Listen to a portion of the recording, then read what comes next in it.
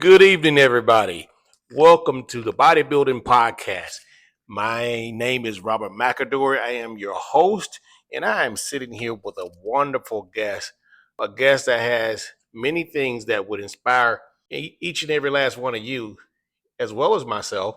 She has been a pillar in Huntsville, Alabama, for quite some time.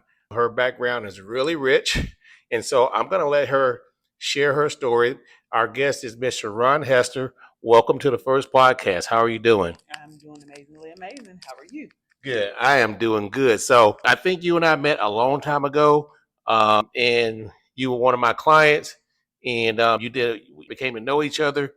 You did a bodybuilding show, and we actually we're members of the same church, actually. Correct. And so I know your father, I know your mother. My kids went to School. Union Chapel, Yes. a private school there for a while, for a long time. It was a great starter program for them. And so we still are appreciative. And you still are involved in the church in great many ways. And I'm going to let you share some of that stuff with us.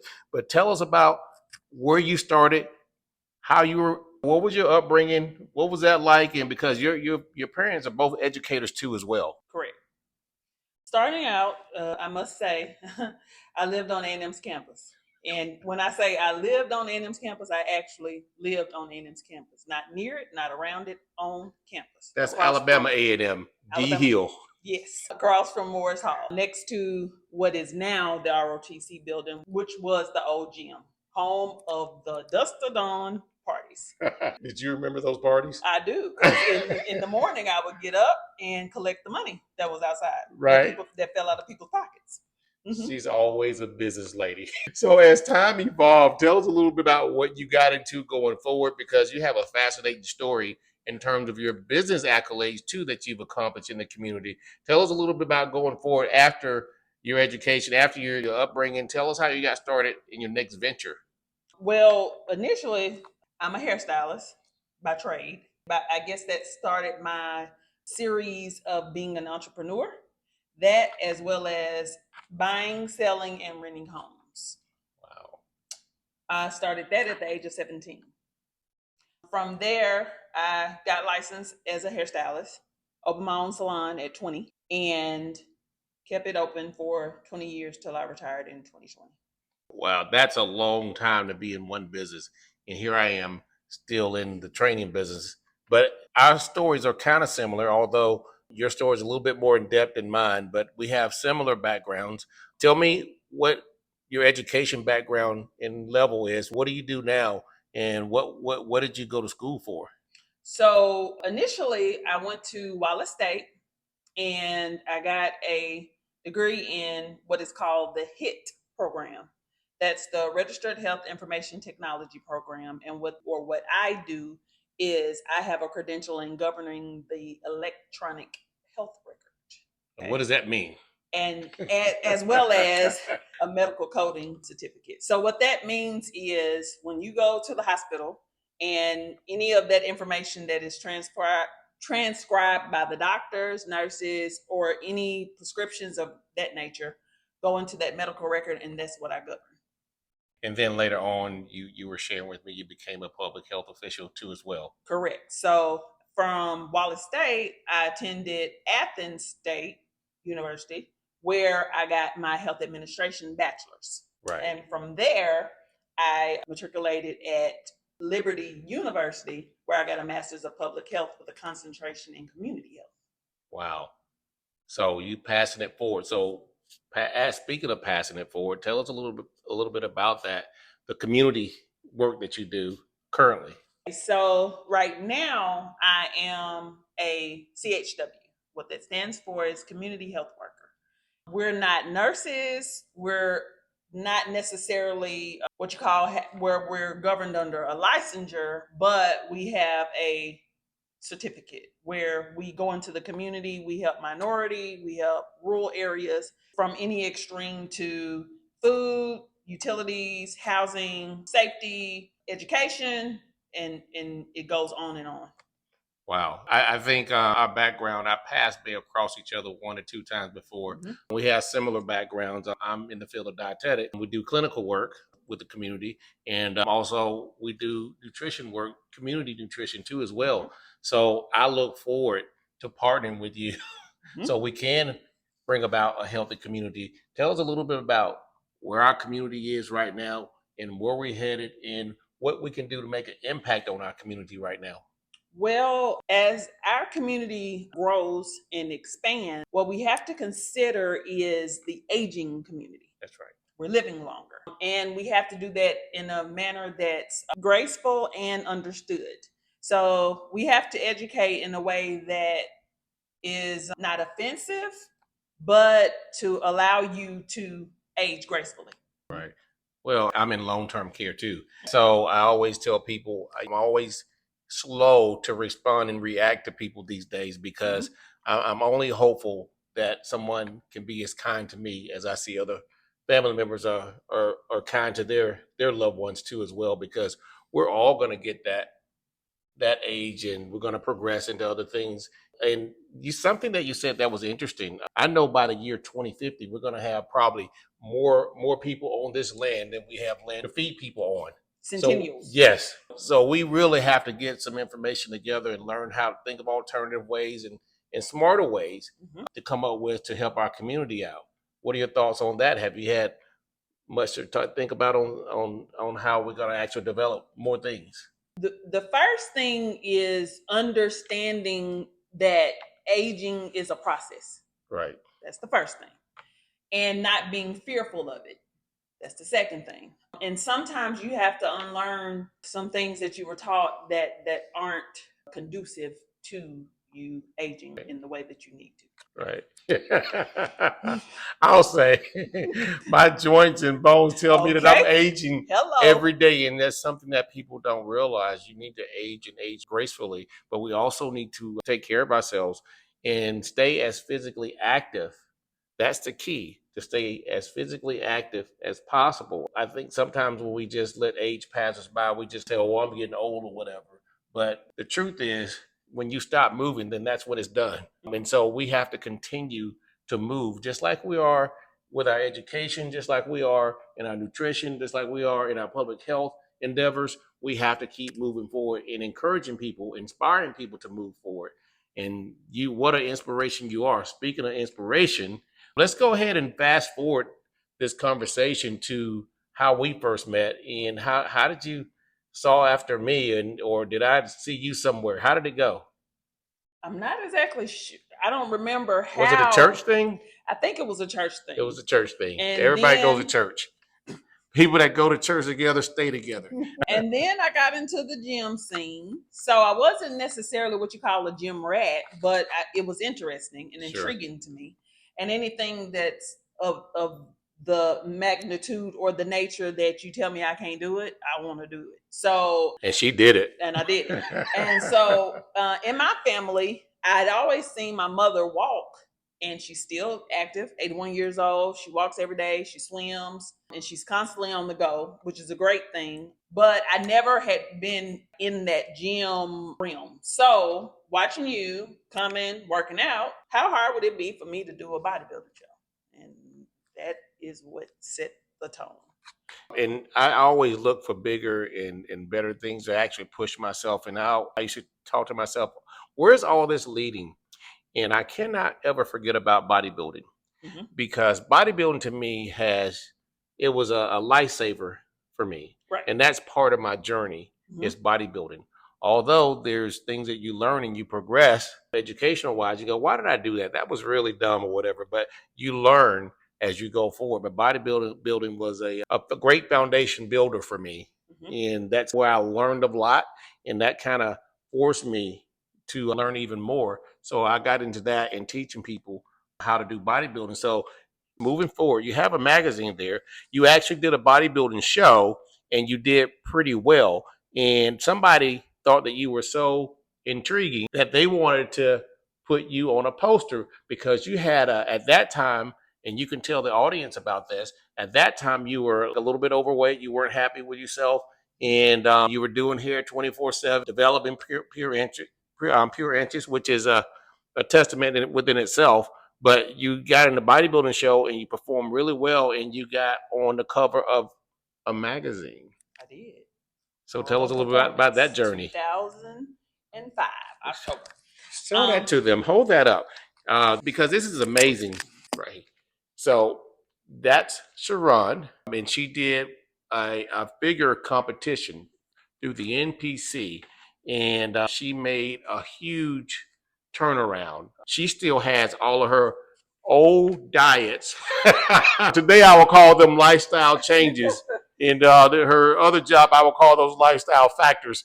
But those are her old diets that we These are did. the meals and the exercise. Those were trying, tedious days. I would sit there by hand and I would write all of them down or whatever. And then, but I was so engulfed into learning more and making sure you guys had what you needed to be successful. It became very impactful in terms of motivating me. And people don't know that. And I've become motivated by watching people achieve their goals and accomplishments. And that's what led me right here. But sure. This diet, July 10/05, led to October.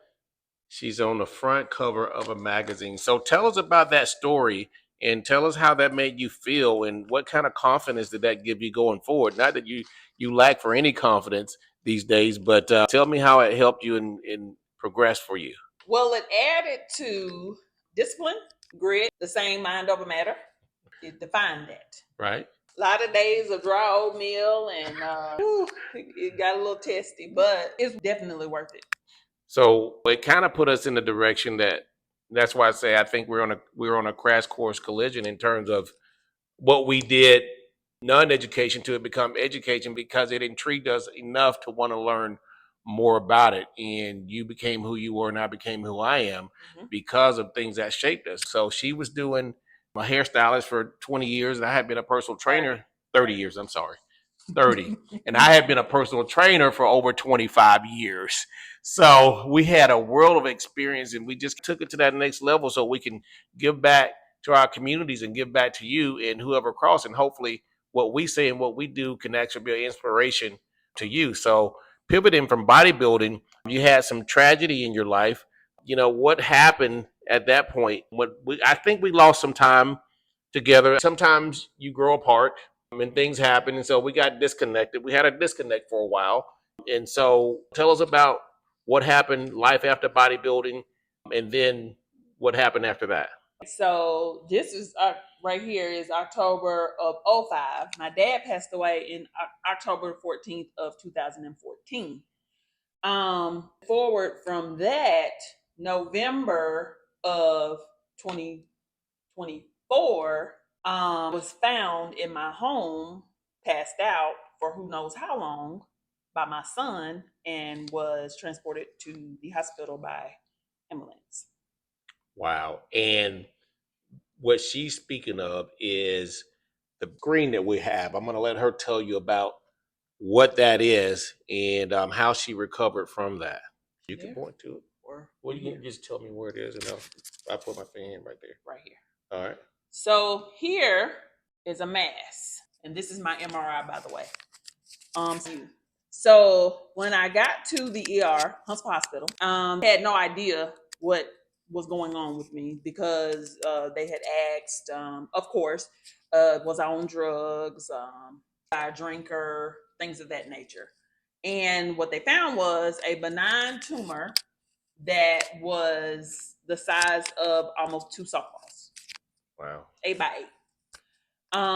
It had done was, and it was benign, it had wrapped around my frontal ventricle and shifted my right side of my brain. I don't know if you're familiar with the midline shift. The right side of my brain and tilted it all the way to the left by 15 millimeters. 3 times the death sentence. Millimeters is the death sentence. Wow. Mine was 15, 3 times that. Wow. So I didn't experience any headaches, dizziness, loss of vision, balance issues. I was skating, still doing everything I was doing before. So I didn't have your classic symbols.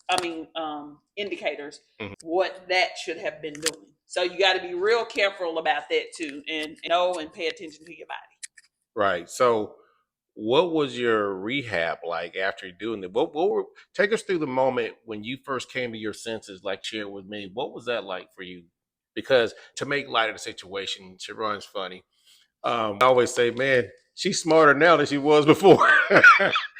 Don't take that. Her memory now is better. For some reason, they had a reverse effect. I had the memory of one elephant. Now I got 10. Right. So very intelligent lady. She remembers everything. So tell us about your recovery and what happened from when you first came around. Well, first of all, I had to stay in the hospital for 30 days, build up to my surgery. So I was admitted to Huntsville Hospital on the Tuesday before Thanksgiving, which was November 26th of 24. And in short, they let me know either you're going to have surgery and have this out, or you're going to die. But at the same time, when we go in here to do this surgery, because of the size, proximity, location, and all the things, you either are going to have strokes for the rest of your life, daily seizures, or you're going to bankrupt yourself in other ways trying to take care of yourself. And you won't be able to do any of the things that you were able to do before. Right. Yeah. So explain to us what that means in terms of what was your rehabilitation like, and your rehabilitation, what was your outlook on life going forward, and might help inspire somebody that similar situations. Okay. Well, surgery was 12 and 24. I don't know if you all are familiar with surgeries, things of that nature, but as with that being a major surgery, I was under for the regular 12 hours, but an additional 4 because of the size and the scar tissue and things of that nature that Christopher had to get out. When I came to, I was vented. I had a feeding tube. I had a catheter, and all the things that you're supposed. I had a drain that put in. My mother was beside me, and what I said to her was, "Have a missed dinner." I told you. I'm hungry, and she's like, think that's how this supposed to go. Right. Let me run in and go find somebody. That's not what they told me. Man. So she ran, got the nurse, and they're like, I don't know about that. You're vented and you feed tube, and you should be doing all that. And we know about you chewing. You got all your muscle cut. And I said, well, I understand all that, but y'all gonna have to go get somebody. Right. So mom just like, you have to know her too, because she's just like, this is bizarre. Like, this is not what they told me. You're not in pain or anything. And I'm like, no, I'm ready to eat. Right. So you have to get the speech pathologist to clear you, because they don't want you to aspirate anything, sure, choke. They want to check your swallowing, your chewing. And like I said, my main large muscle was cut on this right side. And they came in, and she's like, oh, another thing, a important part. Usually O2 levels don't come back up within a certain period of time. Mine came up in less than 12 hours. So that's just unheard of. Yeah. I was talking just like I'm talking right now. So they brought in the peaches, pears, the dough, the beverages, and I asked for a Coke because that's my thing. I love Coke.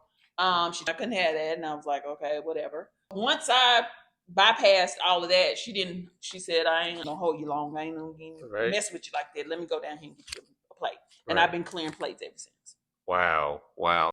Tell us about your physical therapy part of it, because that had to be. I didn't have it. You didn't have any physical therapy or occupational. I walked out of Huntsville Hospital.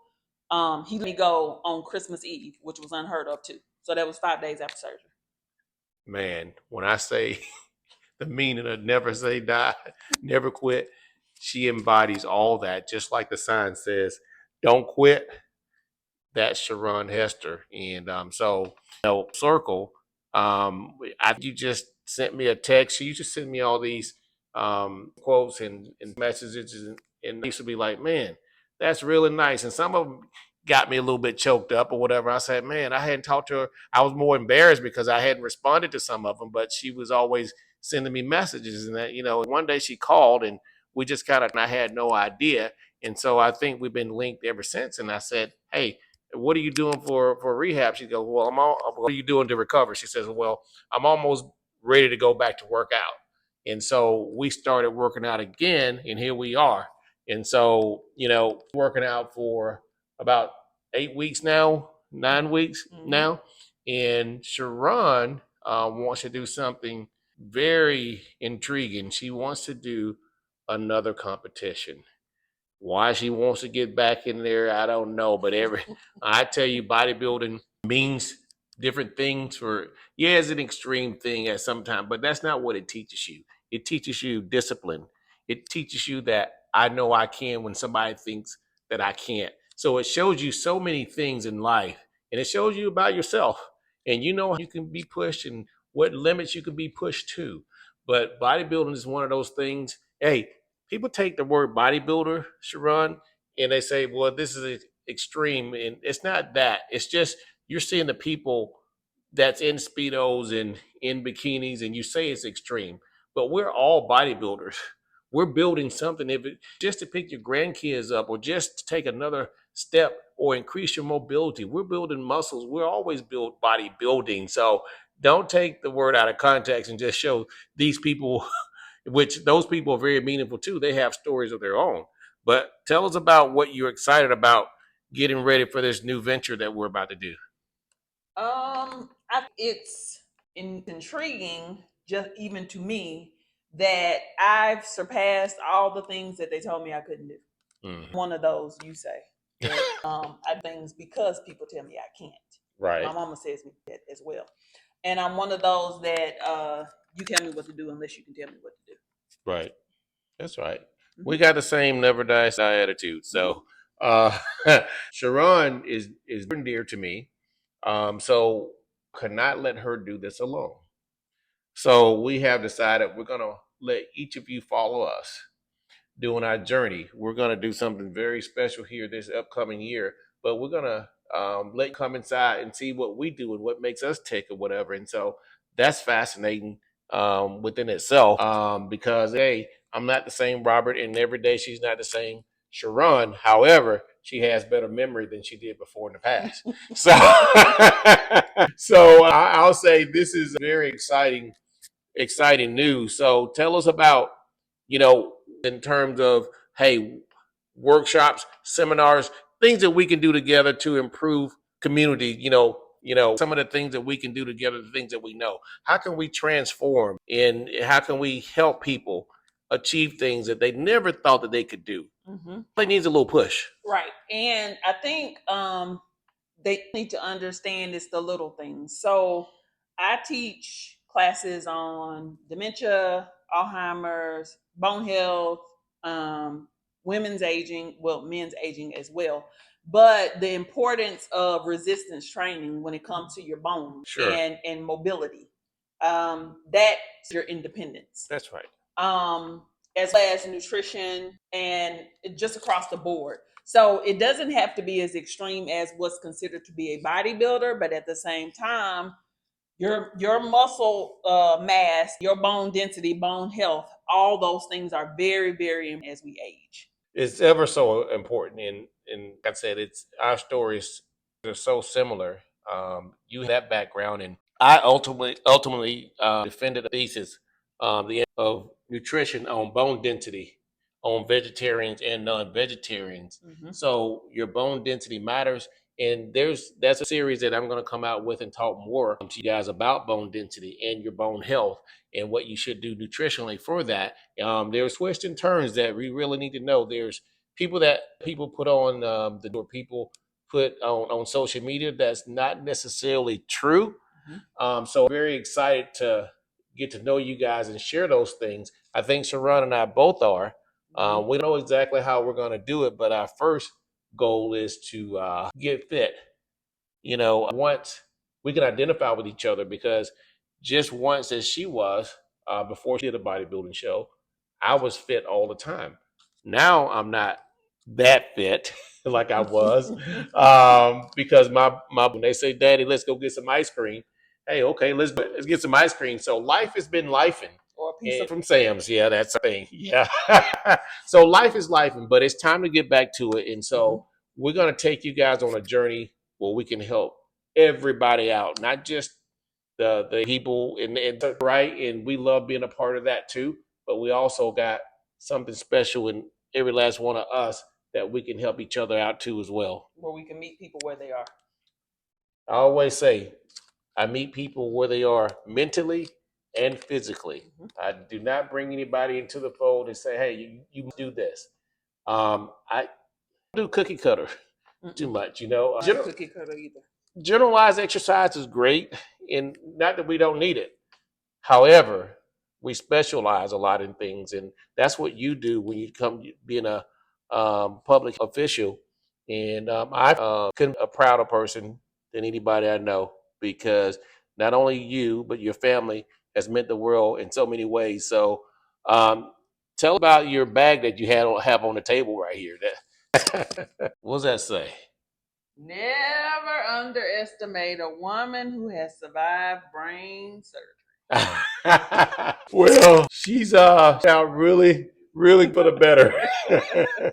But I wanted to get with Sharon. I want to thank Sharon for being my guest on the podcast. And yes, we're going to continue to call it the Bodybuilding Podcast because that's what it is. But we'll connect, passion and share that with you, and how it interacts with each other. So many things that I learned, I go, why did I do that? And then you get in the books, you go, oh, wow, that's why that happened. It was a time in the past where you just did things because other people were doing them. And I'm not saying you follow people blindly, but you shouldn't follow people blindly. Right. So, Sharon was about how to get in touch with you if they can, because you're still active. I mean, you're active with Pure Inches in a way. We talk about that. You're doing workshops. Have a way. Sharon's active on Facebook. Have any questions for you? Can they DM you, or can they just watch your page? Tell us how to my page, Pure Inches Hester, on Facebook, and I'll be doing some postings and some updates and some little snippets of that you can take and expound on, or just take for useless knowledge, as people say, or just use it to someone else if it's something that they're looking for or they can use. Sharing is caring. I like that. That's true. And like I said, she's inspired me and so many others, and will continue to do that. So I look forward to working with her, as I look forward to working and hearing from each and every last one of you when we come and meet again on the Bodybuilding Podcast, where science is passion. Science fused passion. So we look forward to seeing you guys on our next episode. Stay for our next guest.